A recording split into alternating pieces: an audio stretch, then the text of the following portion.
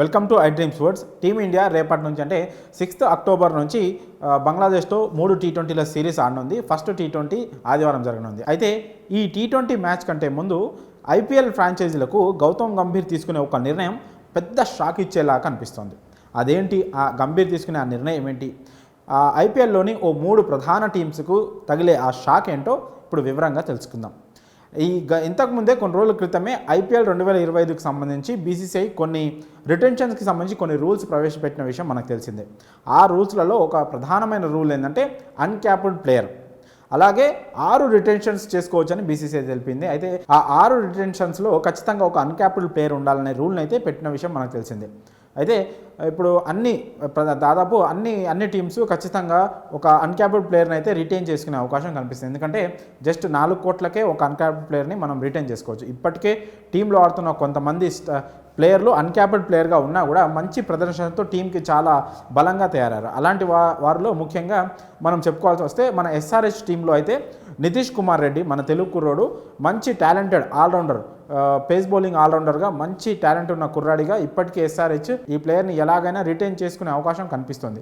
అలాగే 2024లో లాస్ట్ సీజన్లో ఛాంపియన్గా నిలిచిన కోల్కతా నైట్ రైడర్స్ కూడా హర్షిత్ రాణా అనే కుర్రాన్ని బౌలర్ మంచి బౌలింగ్తో చాలా వికెట్లు తీశాడు, అతన్ని కూడా రిటైన్ చేసుకోవాలని భావిస్తుంది. సో వీళ్ళిద్దరూ అన్క్యాప్డ్ ప్లేయర్స్గా ఉన్నారు. అలాగే మరోవైపు లక్నో సూపర్ జైంట్స్లో కూడా ఒక సూపర్ పేస్ బౌలింగ్తో మయాంక్ యాదవ్ అనే ఒక కుర్రాడు ఉన్నాడు. అద్భుతమైన వేగం వేస్తున్నాడు. 150+ బౌలింగ్తో అసలు అందరినీ ఆకట్టుకున్నాడు. అతని బౌలింగ్కి దాదాపు క్రికెట్ ఫ్యాన్స్ అందరూ ఫిదా అయ్యారు.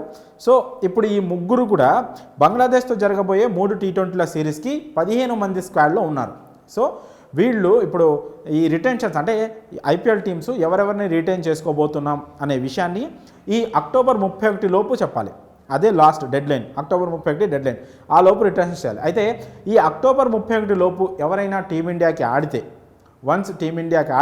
వాళ్ళు క్యాప్డ్ ప్లేయర్స్ అయిపోతారు. సో ఇప్పుడు ఈ ముగ్గురు ప్లేయర్లు కూడా టీమిండియా 15 మంది స్క్వాడ్లో ఉన్నారు. సో బంగ్లాదేశ్తో తొలి టీ20 లేదా ఆ 3 టీ20లో ఏదో ఒక మ్యాచ్లో అన్నా గంభీర్ వాళ్ళని ప్లేయింగ్ 11లోకి ఆడిస్తే వాళ్ళు క్యాప్డ్ ప్లేయర్స్ అయిపోతారు.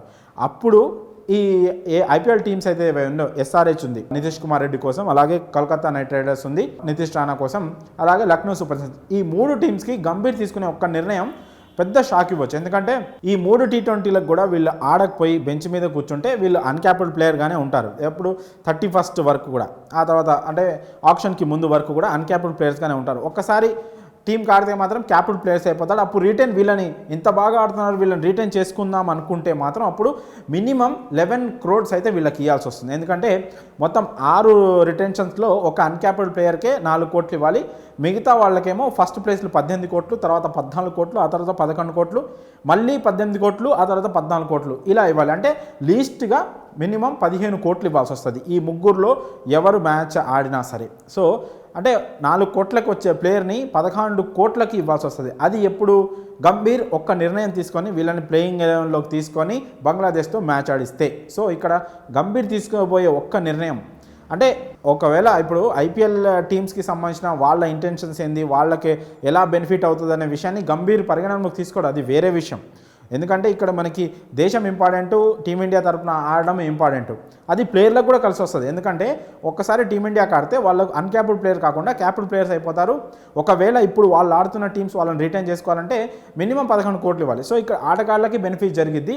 అలాగే బంగ్లాదేశ్పై టీ20 సిరీస్ గెలవాలంటే ఒక బెస్ట్ ప్లేయింగ్ 11తోనే గంభీర్ బరిలోకి దిగాలి. సో అప్పుడు తనకి బౌలింగ్ అవసరమైనప్పుడు హర్షిత్ రాణా, మయాంక్ యాదవ్ ఖచ్చితంగా తీసుకుంటాడు. అలాగే ఆల్రౌండర్ కావాలంటే ఖచ్చితంగా నితీష్ రెడ్డిని ప్లేయింగ్ 11 తీసుకుంటారు. సో ఆ ఐపీఎల్ టీమ్స్కి నష్టం జరుగుతుందనో లేకపోతే వాళ్ళకి లాభం జరగాలనే విషయం మాత్రం ఇక్కడ గంభీర్ అసలు పరిగణనలోకి తీసుకునే అవకాశం అయితే ఉండదు ఖచ్చితంగా. కాకపోతే గంభీర్ తీసుకునే నిర్ణయం మాత్రం ఈ 3 టీమ్స్పై మాత్రం గట్టి ప్రభావం చూపించే అవకాశం అయితే ఉంటుంది. వాళ్ళ ఆల్రెడీ రిటెన్షన్స్ రూల్స్ వచ్చిన తర్వాత వాళ్ళు ఎవరినెవరిని రిటైన్ చేసుకోవాలి ఈ హోంవర్క్ బ్యాక్గ్రౌండ్లో జరుగుతూ ఉంటుంది. సో ఆ హోంవర్క్ డిస్టర్బ్ అయ్యే అవకాశం అయితే ఖచ్చితంగా ఉంది. ఎందుకంటే ఒక్కసారి ఇండియాకి ఆడితే ఇప్పుడు వీళ్ళ క్యాప్డ్ ప్లేయర్స్ అయిపోతారు. మళ్ళీ వాళ్ళు ఎవరిని రిటైన్ చేసుకోవాలి, అన్క్యాప్డ్ ప్లేయర్ లిస్ట్లో వీళ్ళని తీసేయాల్సి వస్తుంది. సో ఇదంతా జరిగి ఆ 3 టీమ్స్ మాత్రం గంభీర్ తీసుకుపోయే నిర్ణయంతో మాత్రం ఖచ్చితంగా ఇబ్బంది పడే సూచనలు అయితే ఖచ్చితంగా కనిపిస్తున్నాయి. మరి చూద్దాం రేపు జరగబోయే మ్యాచ్లో టీమిండియా ఎలాంటి ప్లేయింగ్ ఎలెవెన్తో ఆడుతుంది,